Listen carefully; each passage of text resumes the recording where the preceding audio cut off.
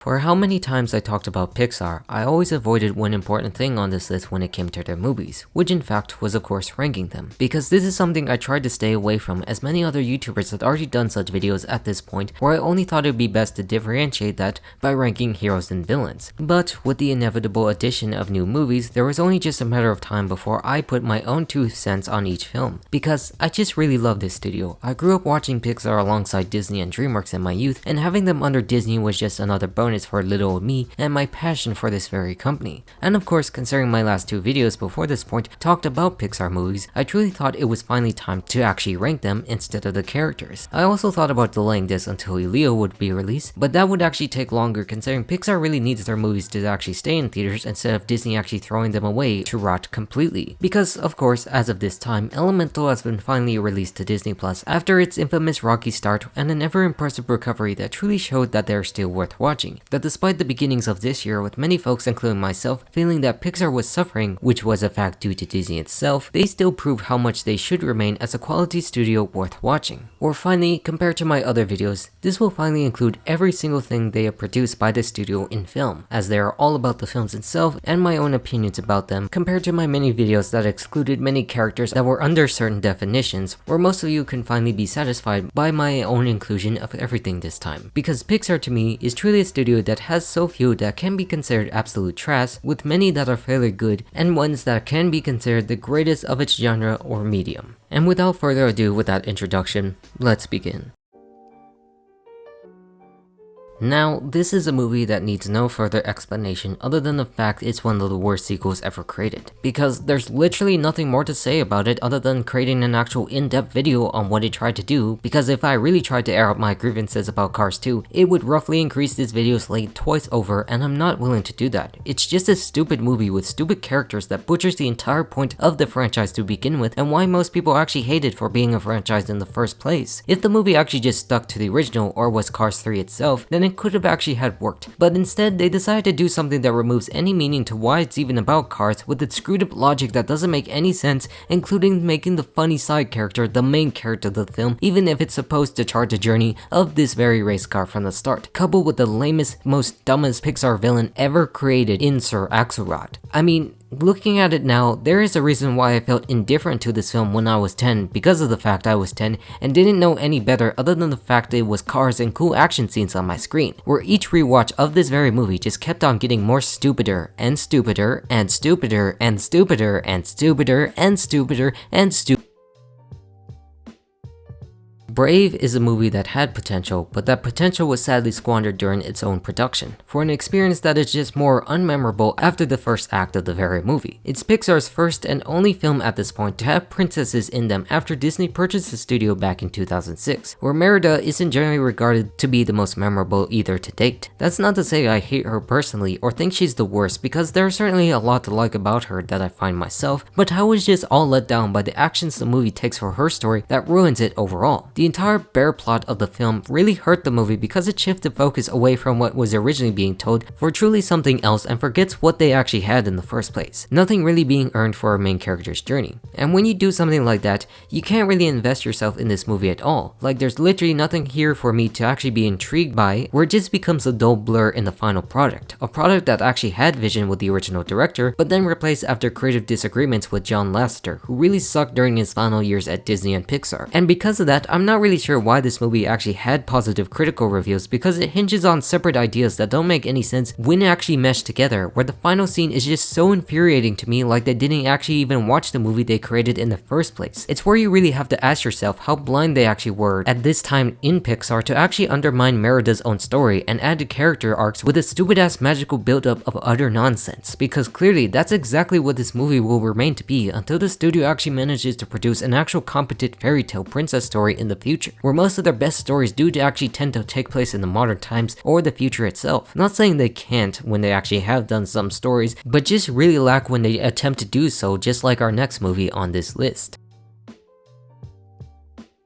The Good Dinosaur is by no means a bad movie on its own, but it's not a good movie either by any standard, especially Pixar standards at all, really being at the bottom of the barrel, and that is actually more faulted towards the production and schedule of the release to meet corporate deadlines. It's one that makes you happier to note that Peter Sohn actually got his chance with Elemental later on to show what kind of story that they can create, where most of us actually felt disappointed by his first Pixar film that he directed himself, where it's not actually hard to see why, where most of the cast actually explained how this film actually needed to be dismantled and reimagined over time, where some people during the entire process actually went to work on other projects within the company, while others joined in to rewrite sections here and there. Just a muddled mess that actually had nowhere to go because of that actual chaos. And as a result, you generally get something that's not very interesting when you think of a studio like Pixar. Nothing more or nothing less, but just something that's there. Because honestly, most of the time that Disney actually works with dinosaurs itself, outside of attractions in this case, they generally just fall flat, getting destroyed by this meteor of mediocre storytelling. Arnold and Spot are fine main characters, but they still don't have anything interesting to actually go off on, because this movie really doesn't actually have anything to add in that regard. And it's something I don't like explaining, because just like I said earlier, there's really nothing actually to explain much about this movie, other than the fact of its really telling production issues as to why there's not really a story a part of it, which makes more sense why this film was a box office bomb, and just unfortunately coming off the same year as Inside Out that was released earlier, where it's just in short, just a typical kids movie that you can just watch and nothing more than that. The Incredibles 2 is one of the biggest disappointments ever released, and I should know about that. I mean, I've already made numerous videos discussing why this film bugs me now, despite my love of it when it was released, because truly this is one of my most anticipated movies or sequels ever created when I was only 16 at the time, and also the fact I saw Incredibles when I was 3 becoming my favorite movies ever. But over the years since its release, it has truly become nothing but a disappointment, and I really hate it. Not the movie itself, where I don't think it's awful or just normally bad, but just the fact it underdelivers from the first movie when it clearly also had so much potential, just like Brave, but then squandered even after a decade since its original release. A point truly represented in the film's villain itself, where it truly pales into comparison to Syndrome on so many levels in a watered down version with such terrible motivations that don't even make any sense at all. It's something that you want to have the Underminer instead as that overall villain, because of how they just let him leave like that with no consequences at all, because they clearly had the threat right there, but just chose not to do that with what they did in the story of Supers, and instead have a lady do just undermines her own plans to keep supers illegal by still actually helping make them legal. Like, how the fuck does that even make any sense? You also can't deny how they just swapped Mr. Incredible for Mrs. Incredible being the main superhero lead who gets to do these missions and whatnot to uncover this big secret, just the same we knew from before in a different form, while dumbing everyone else down who'd stayed behind in the process, just regressing some of their original arcs that could have actually had the chance to spin into something very interesting, but just actually managed to be foregone just to sell the movie as early as possible, which actually worked. Mainly of course due to the fact that this was one of the most anticipated sequels at the time. It instead just becomes an overall fun, dumb popcorn movie at times that I could just watch with family and nothing more. Nothing like what the original had that opened into more mature adult things about the reality of the world that kids can also easily watch, which is another reason why this film was truly disappointing, because it actually had none of those points that made the first work. The family still has an important piece in the film, but still lacks in the overall message with what is being told at the start and getting to the end just to make them legal without any real development along the way. It's a movie generally nobody cares about anymore because of how the story was just so underdeveloped and only remembered for its interesting art style compared to the first, which also dates it somehow compared to the original, which the animation lacks nowadays. I mean, in short, it has truly become an incredibly lame movie. Lightyear is just one of the most pathetic movies I've ever seen. Not for the fact it's bad in this case, but just a big pile of nothing. And I really mean that when I almost forgot about actually adding this movie to the entire list when actually going down. Double checking if I was right, where that would actually been a big blunder on my part, but actually understandable considering that they do nothing interesting with the Buzz Lightyear character and expanding the Toy Story IP. Because this movie is nothing more than to cash in on an existing property and franchise to return to theaters when they butchered their two previous Pixar films on Disney+, where this one really feels like the Disney Plus exclusive instead, because it truly has nothing to do with what we already know in Buzz Lightyear, especially the series that we actually grew up loving. It has no relation to that except the character and the previous references to it, doing absolutely nothing but fixing a mistake. The reason I rank it high compared to the others on this list is because it actually had a more clear story than the rest, but still bogged down by slapping Buzz Lightyear's name onto it. It could have actually been something more in the end, but just added with a tint of franchise from greedy old Disney on this part. The only positive thing anyone can actually say about this is how great the animation looks, trying to actually be more real than usual, as this movie actually takes place in the movie world of Toy Story, where Andy actually saw this that actually gave way to him actually getting Buzz in the first place, even though that actually doesn't make sense to how the characters are presented in Toy Story and in the film itself. Because nothing in this film actually makes sense to the character of Lightyear himself, destroying Zurg just as an older version of himself instead of the evil emperor that we already knew as the villain in that regard. Just a stupid twist villain Disney couldn't let go because of how bad they are in modern times of writing them as such. I just really cannot believe they approved any of this, because it really doesn't feel like something that's up to the Pixar standard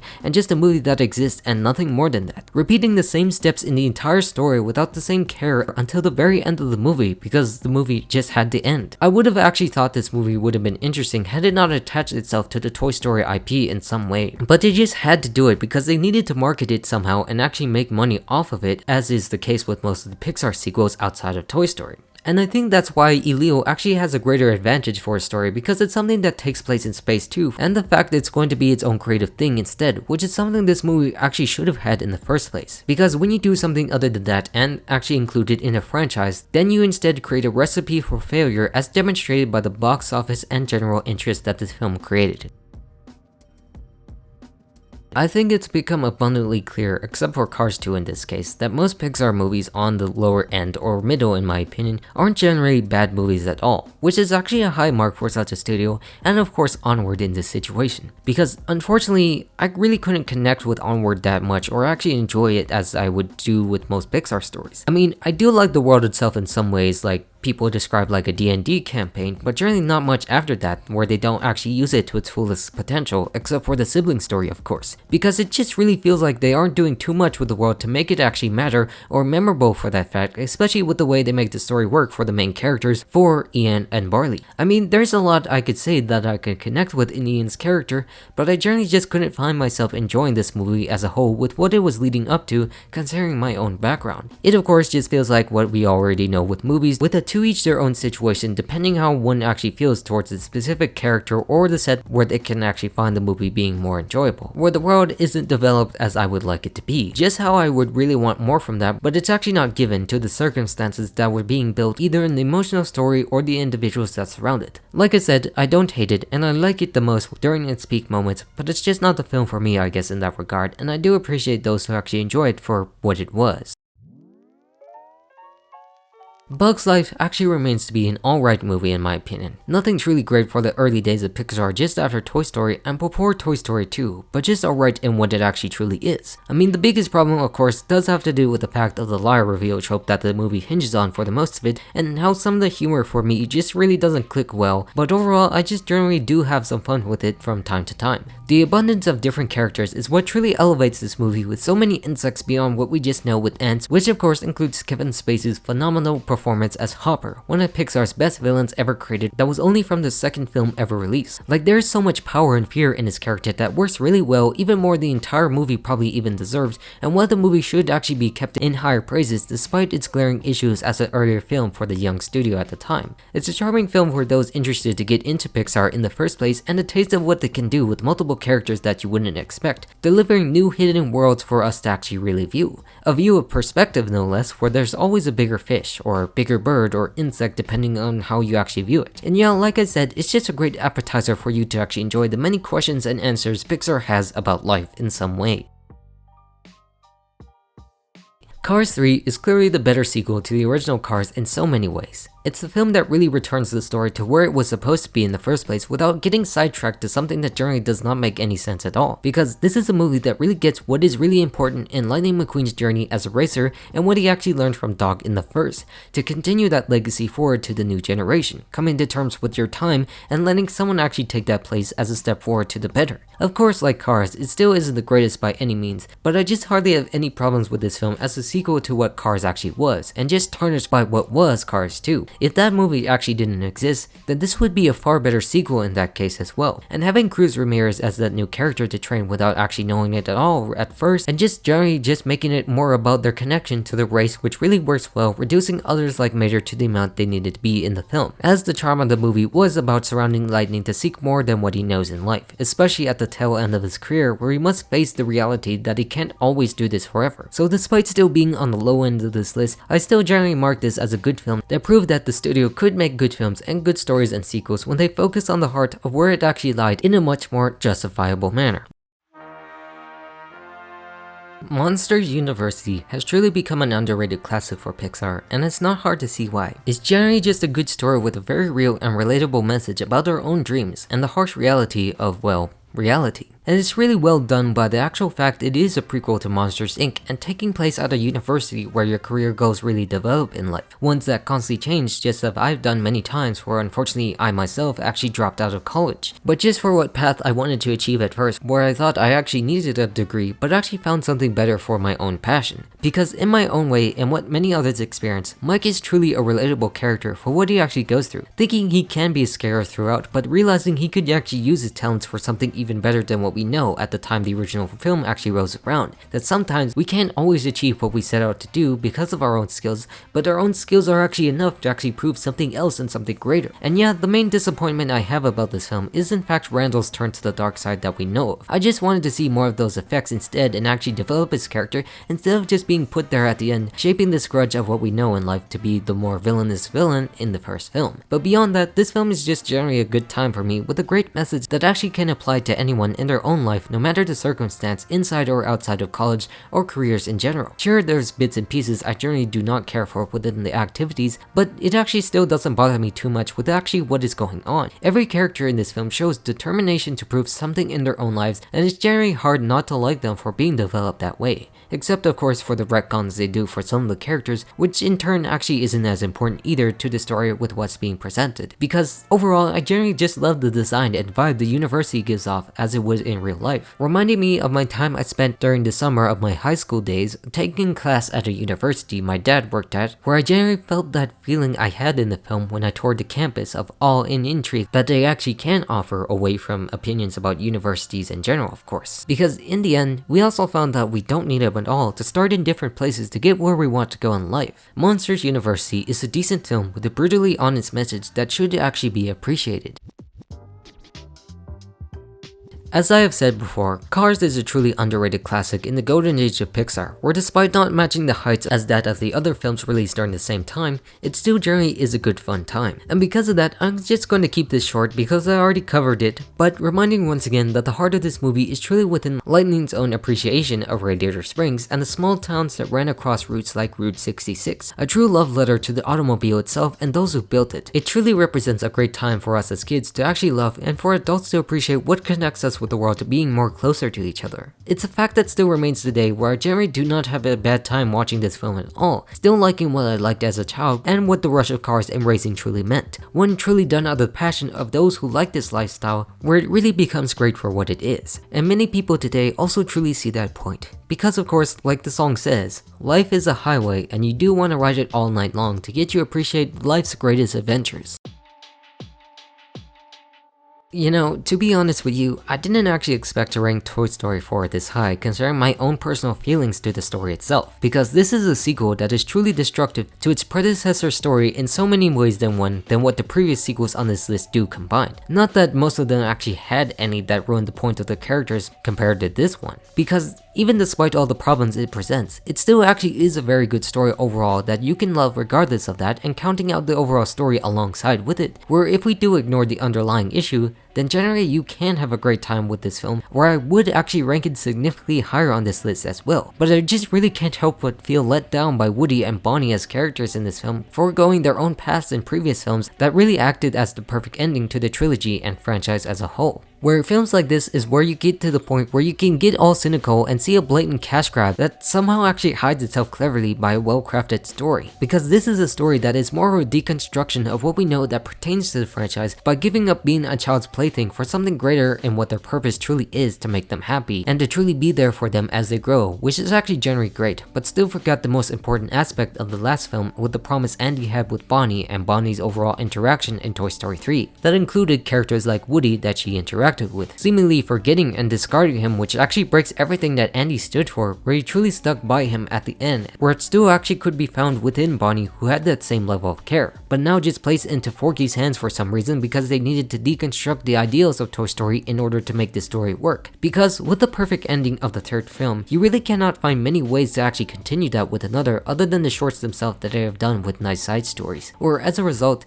you actually need to break the important character traits or character development they had to get you to that very point, where that fact alone is just very disappointing. And it's why Toy Story 5 cannot work either, because you're just so cynically abusing this property for more money and only that, where this truly is the height of where you can actually go to actually end the story. And there's also the problem that I constantly forget too, that they dumb down Buzz's own character with the inner voice or the fact that he isn't well developed compared to the other characters we saw in the second film, which is honestly the best portrayal of him post first movie. And of course, how the RV scene is generally just one of the most stupidest things I've seen in a Pixar movie as well. Honestly, there's just so many negatives about this film, which is still baffling to me why I even rank it this high, but just remember that it is still a good film overall, with memorable characters and very emotional moments that make you remember why you fell in love with the film in the first place, especially Forky introducing us to newer generations of toys and the existence of toys that actually have an existence at all. Just a good time if you ignore every single character assassination that they actually do to the story, where this would actually be one of the better films or sequels ever created if some of the past actually never existed.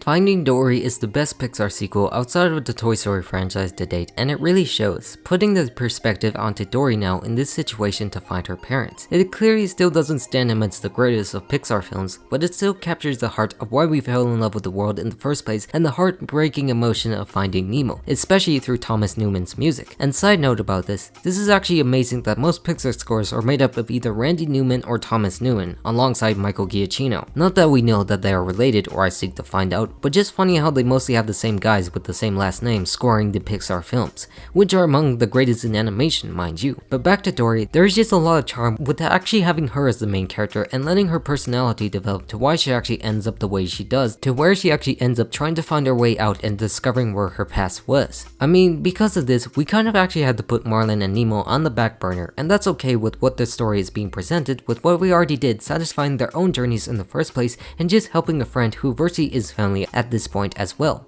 And the new characters in this film are truly fun as well, just like Hank, whose interaction with Dory really makes this film for me stand out a lot more amidst our other well-seasoned characters. This movie just has so many clever ways of explaining more about what we initially knew about Dory that might actually relate into adapting to the world in certain situations and really making those emotional moments work very well, especially towards the end of the film, reuniting with family. It generally just understands what you can do with the sequel with a set of characters that aren't exactly the main apart from the goals of the first in terms of family of Marlin and Nemo, with one that isn't a spin-off either, continuing those crucial points that were actually brought up in the first. Just generally a good time with very few moments that actually pester you here and there and relating to the character traits that don't bother me too much. Turning Red is a very cringy movie for all the right reasons, hence why it's ranked this high on this list. Because it's a movie that feels more niche down than previous Pixar movies, but not to the point where I think it's bad in my opinion or I hate it, but more of how it's more not connectable to me considering who I am in my life and what I do, but appreciate what it actually brought where I truly actually saw that. Because compared to Onward, that I don't particularly fashion myself with either, I just like the design of the entire world with what they're trying to portray in this particular sense, especially with something that does seem so real in May and her mother's relationship. Like I truly felt that it related in so many ways while not personally relating with my own experiences being a boy and whatnot, where I've just seen others act like that growing up, considering I did live on an island that had a majority Asian population, where I just grew up understanding that side to why I actually like the story that took place in Toronto, Canada. Because when you do look at it from different perspectives like my own and my interactions with my family, then you wouldn't think I would ever agree that this cartoonish style would ever seem real at all or just click with me, but somehow it actually did in a way. I mean, not all of it of course, because I am a boy who finds some of those stuff in the film presented cringe and niche to the certain topics in my opinion, but just mainly how Ming's overprotective actions just truly feel real, where I just know that it does indeed happen when we do grow up and change in the world, which is what this movie is about, connecting with those generations that do go through similar experiences when we reach a certain point in our lives, and also others I just knew during my time in school with their own families. And knowing that own experience is just something that actually felt important to actually tell in this transform to actually demonstrate a side of life that does seem real, and only feeling my hatred of modern Disney even more during Bob Chapek's tenure as CEO that just rushed and put these movies on Disney Plus during the same year that they released Lightyears to theaters in, completely ruining the experiences of their movies, plopping them here and there to no care. Because looking at the reactions to Turning Red itself compared to Lightyear, it truly is a night and day difference where it could have actually made more money for them here and for Elemental, but sadly they just became so stupid to actually see that point actually come to fruition, where it just really doesn't make any sense for a company to even think that when there's so much potential for people to actually see that is such a real and relatable story told in a unique style.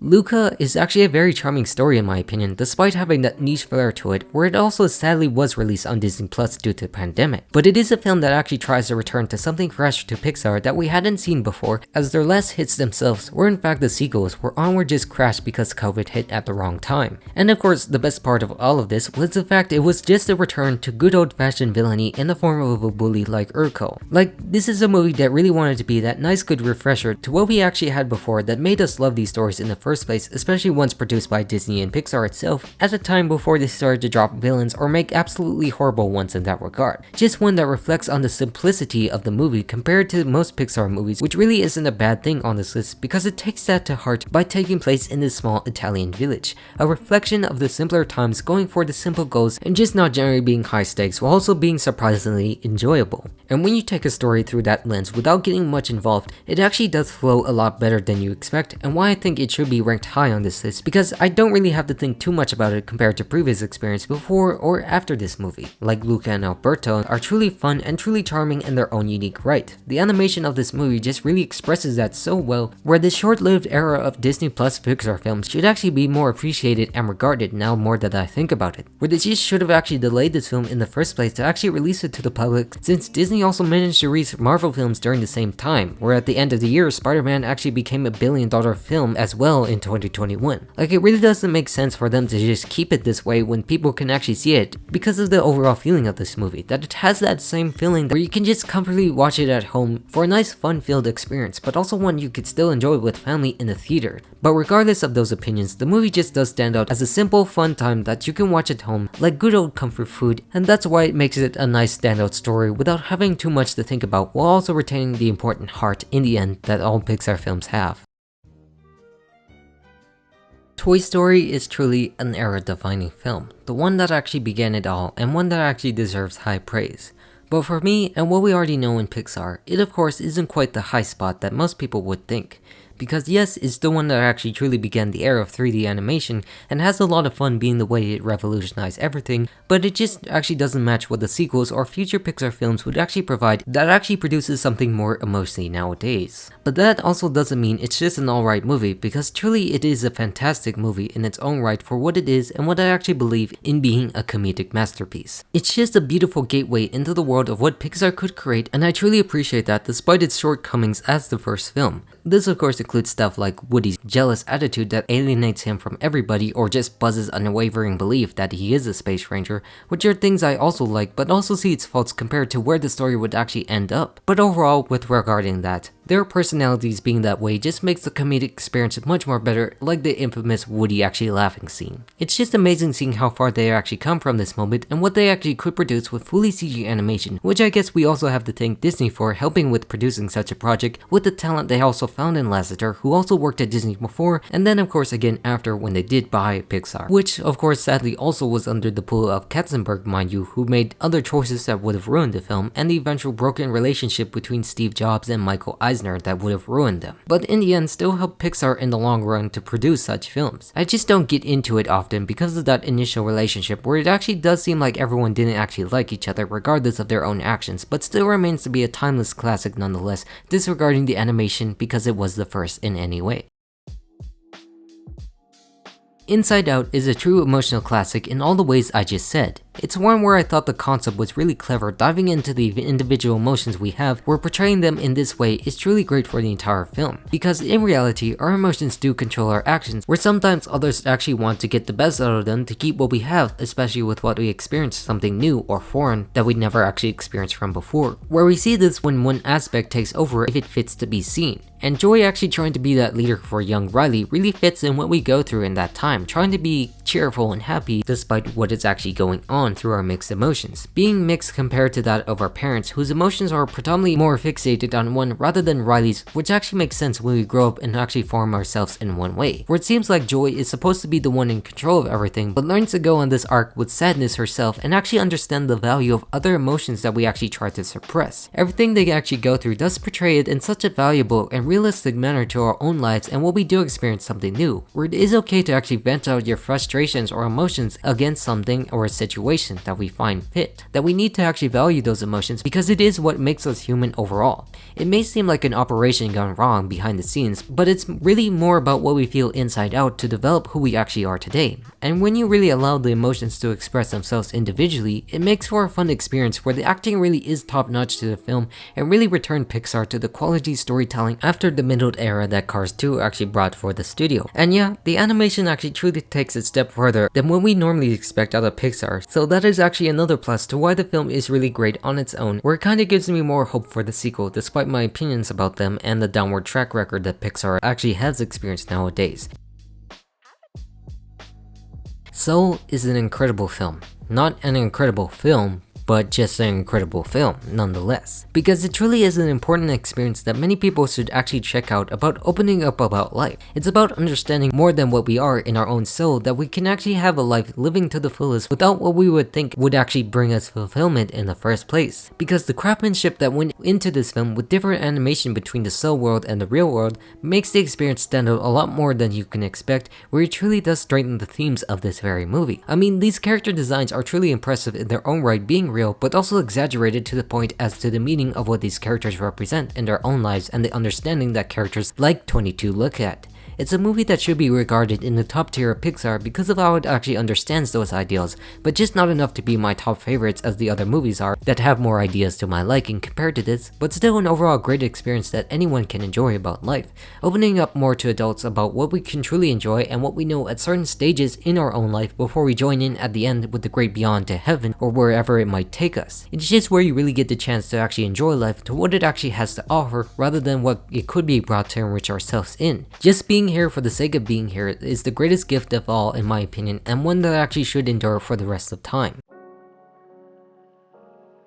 Finding Nemo is the true emotional classic for me and nothing more than that. Just a good movie that's got everything you would normally expect to get invested in. It's one where I would consider be the true beginning of where Pixar would try to appeal to our emotions more than any other. I mean, sure, the others actually have that to a big extent, but the connection to family and of course Thomas Newman's music just makes you want to cry sometimes and actually have a good time with it. This movie is also a great adventure across the Pacific with the interactions Marlin and Dory have to find Nemo in that process, including Nemo's own adventures with the fish, Willem Dafoe, and the rest of the Tank gang. It just makes it for a fun journey to actually supplement the important emotional beats and the loss Marlin actually has to experience at the beginning, where he tries to keep it with his only son. But the best thing about this movie is how it makes you appreciate the ocean much more than why we actually love it, as we still actually haven't been able to explore much of it to begin with compared to the space. And that's something that still is surprising to hear, even by what we know of today, where they just found clever ways to have our characters move ever so close to their own goal in the ocean itself, and the charm of the small fish tank and the dentist's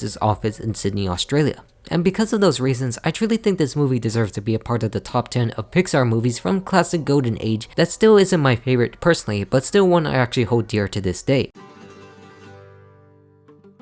Coco is just one of those movies you just have to admire regardless of culture, because this is a film that truly captures the Mexican culture it portrays so well and why it did so well down there to begin with when it was released, making the story more rich and filled with various emotional elements about family. I mean, I don't really care for several moments of the film itself where I think it drags it down, but overall I think it is a fantastic experience that remains to be a modern masterpiece in its own right. Its world is astonishingly beautiful, where both the lands of the living and dead are just so vibrant and full of life, even though that doesn't make sense when you talk about the land of the dead, but just does because of how much personality they put into that world beyond those who actually live there in this realm. Miguel is just such a likable protagonist who seeks the best for his family and finding a passion with music, going on this journey to truly discover where his background really relies in, with many twists and turns along the way, including the best twist villain in Ernesto de la Cruz, done in the most brilliant way that Disney actually hasn't been able to match for themselves. But the best part of this film is obviously the music itself, from the songs to the instruments that really match the feel of the culture so brilliantly compared to that of other Pixar movies, which I really mean that. They do have their moments, but this one actually adds to the experience so well in what it means, especially at the end and the beginning of the film, to what was allowed. This is just a well-crafted film that really got the heart of the movie right, from its story to the characters, and it's one that we should all be grateful for existing to this day.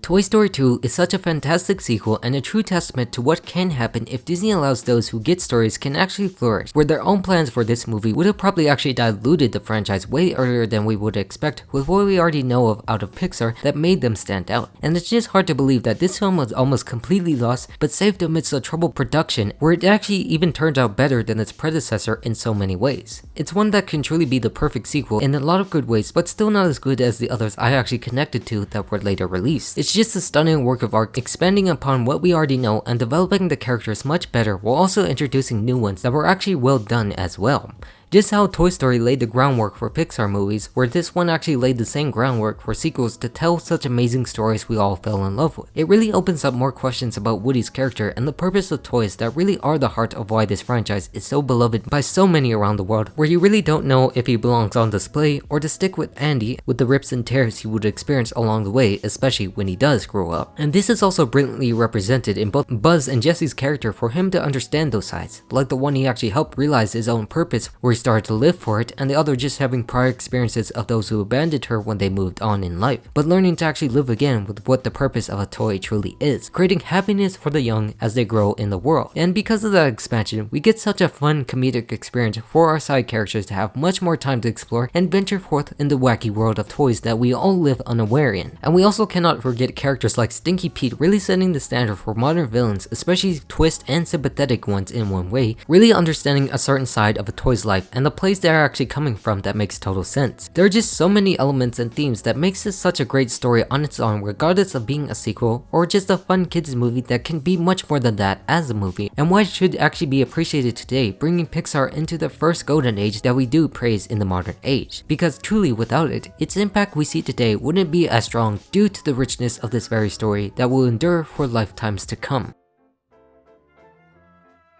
Up is truly one of the best Pixar classics ever, where it truly deserved that Best Picture nomination for being such a heartwarming story about finding adventure. I mean, the beginning part of the film is truly one of the best sequences in animation ever created, and still gets me at time to time seeing the life that he lived with Ellie, because the heart of this movie really relies in Carl seeking adventure that was found with one woman who shared in his interest that he loved, and seeing that love be the very adventure they wanted to live, despite the hard times they actually experienced that really breaks you into where he ends up as the typical grumpy old man. And having Russell as that new boy truly adds to that experience, where Carl does decide to go off and try to find that adventure he'd been looking for all his life and the one he shared with his wife. And I guess that part is why I don't rank it quite high as other people would for what actual praise it received, because it's not as emotional as that very beginning. But it didn't actually mean it lacked overall charm for where they were, because it introduced us to one of Pixar's greatest villains and twist villains ever in general, in Charles Muntz, who was in fact Carl's idol at first and crafted many of the talking dogs we love in the film, including Doug most of all. It's a fun experience that really ties into the message of the film, where adventure is out there, represented in the wilderness, and birds like Kevin trying to find something that would actually give your life meaning, where it actually destroyed Muntz in this case, becoming the villain, chasing after something that really doesn't matter, and how he already died long ago, and how Carl Fredricksen actually learns that, and how life is the greatest adventure ever, learning to actually live the rest of his days beyond what he actually had with Ellie, just like what he found with Russell in that case, making a true charming adventure. And of course, above all, the music by Michael Giacchino is truly a masterpiece in film scores and especially in animated films. It represents beauty even in old age, where young can actually provide that balance for something even greater than what we know of before, to keep exploring to new horizons no matter who we are and what we do, and why we'll continue to endure for lifetimes to come, especially with the recent shorts that officially closed the world of this film beautifully, and one I will be forever grateful for its own existence.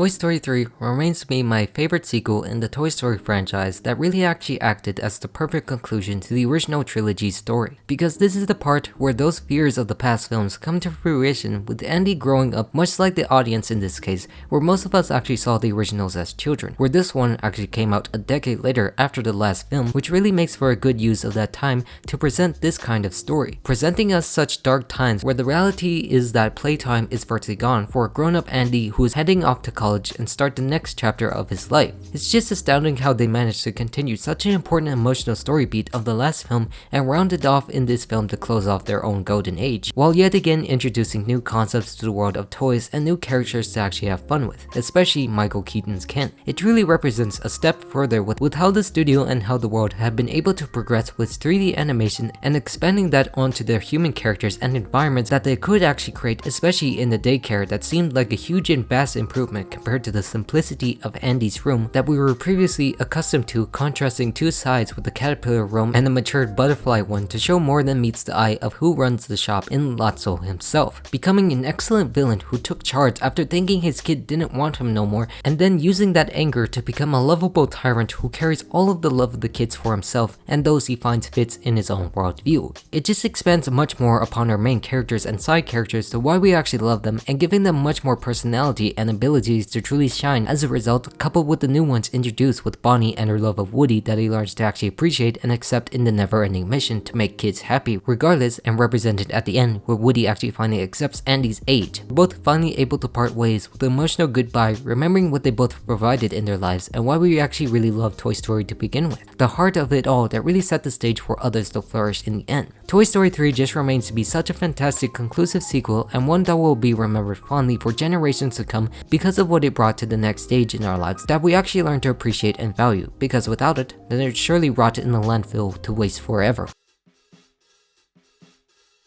Monsters Inc. is the most perfect classic Pixar movie in my opinion, and it's not hard to see why, because this is a movie that's also a true comedic masterpiece and that we all appreciate today, where the use of Monster World to be similar to the real world really makes it stand out, running screams to keep their lives going. I mean, it is such an interesting concept, taking something that seems mundane, working in a factory, but then elevating that fact to be the actual job of monsters who creep into our rooms at night and give us such a fright. It just really adds to what the characters bring, with Mike and Sully's relationship being truly the best part of the movie, and of course any relationship overall, with such an everlasting friendship that anyone would actually love to have while going on this journey to deliver the human girl back home and what we learn to love. And when you actually understand the ending of this film, then you truly appreciate why this film was such a comedic masterpiece in its own right, where the charm really does rely in their designs being monsters, including that of our own villains, which was really great too, considering you do have two, where one is a standard villain in Randall, who is a rival to Sully, and then their boss Waternoose, who is a simple guy who admires Sully but also a twist villain in this sense,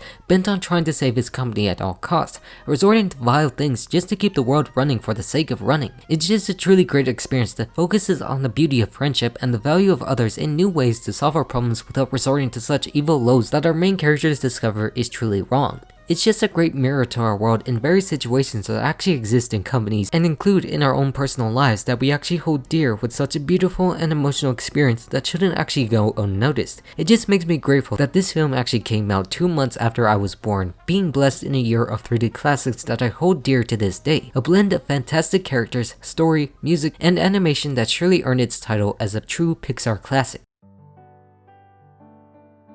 Honestly, this is probably the biggest surprise out of every single movie ranked either before or after this on this very list, where I actually now believe Elemental stands out as a new favorite of mine considering the very story, because after rewatching it again and again on Disney Plus for my full review, and after making several videos worried about it and then praising it, proving how I was wrong, I actually fell in love with what the movie actually has. It's a truly remarkable story both inside and out with what we initially perceived, especially with such a low box office opening for Pixar's entire history that you wouldn't actually think make any money, but then started to leg out so well it managed to recover to become 2023's biggest success story at this point, even if it might have not made a profit at the box office considering its budget, but still a remarkable one nonetheless, especially with what the movie provided that South Korea absolutely loved and accepted to become their third highest grossing animated film ever after Frozen. I just learned to love it with the background of Peter Sohn put into this film and relating to the story of his parents who came to America to provide them with with better lives and learning to appreciate what they have done, where I really relate to that more than I even realize, especially in Ember's character. Not to the extent of other immigrants themselves, but really just see her life paths and decisions similar to my own more than I actually ever thought, living up to the best of what our parents offered,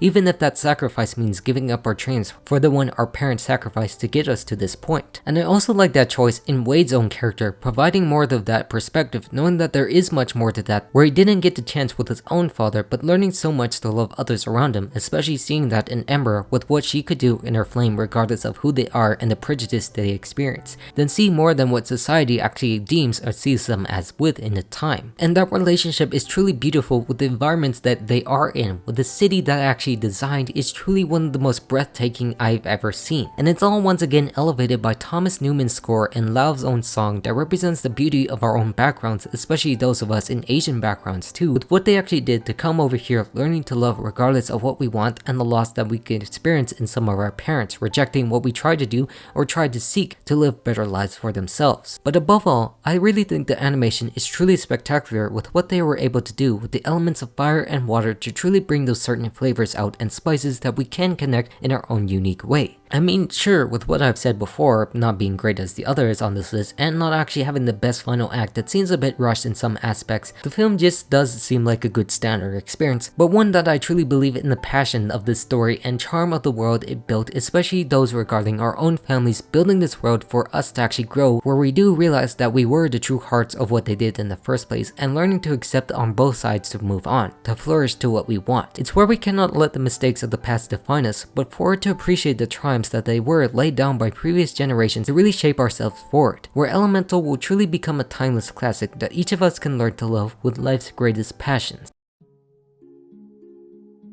Wally remains to be one of my personal all-time Pixar favorites, and it's not hard to see why. It blends in so many themes while adding to the charm of being an emotional love story with the characters who hardly have many speaking lines at all and just talking through the language of beeps and minimal dialogue as robots in a future dystopian world. It's just such an amazing film with a great environmental message that more relates to what we lose in our own humanity if we let complacency get in the way, represented by the live action scenes in this very film, the only ones they have to date that actually sells the message of the movie brilliantly, and to where humans actually end up in this animated form, away from actually talking to each other and the earth itself, losing a part of who we once were as people. It's enacted truly strengthens the meaning of the movie, and for animation as a medium with what they are able to tell, and the fact it is a love story between robots and in between a world trying to really regain what they lost, where villains like Otto represent those upholding the old status quo of what we actually established of where the world is today, that was originally ruled by a greedy mega corporation that somehow isn't named Disney in this case. It's one that just works really well despite not being as fleshed out as other AI or other types of robot villains that we would expect, to really straighten the themes of the movie. Where above all, it just works because of what the message is being brought forth to the love of Wally himself displays. And it was all heightened by his love of a film Hello Dolly splice here and there that truly connects us with that world, with the songs they use in that film truly extend the message relating to humanity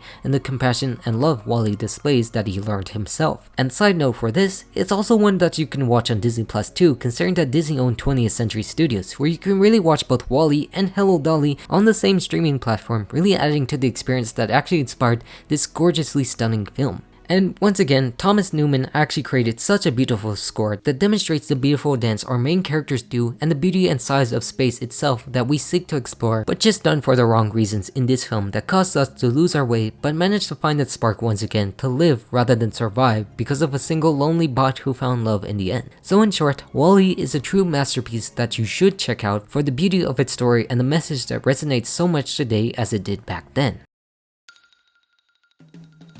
The Incredibles is a true masterpiece and one of my most favorite films of all time. One where I truly debated ranking it first, but just felt like it was better for it to be here for the type of movie it was and my passion for the others. This is truly the peak of modern storytelling at its finest, and something so adult yet so accessible for kids to actually watch from beginning to end that was all done amidst the birth of superhero movies at the time. It truly has everything that you would want in a film, with the family drama, the cool action, and the secret spies plotline, just unlike anything we've ever seen at this point. And it all boils down to this very family aspect that the film actually tries to present to us that so many of us relate to, despite being enhanced with powers to truly convey that point that really does represent each of our abilities in this form. It's just generally a great experience where there isn't much to say that can be wrong about the film itself, especially the obviously dated animation that at least the second film excels at for its background characters. But other than that, it's pure art in its truest form expressed within the glory days of old and learning to live for your family rather than yourself, as our main character Bob Parr actually discovers and goes on in his own journey. A journey that also affects others like Syndrome, going from his biggest fan of Mr. Incredible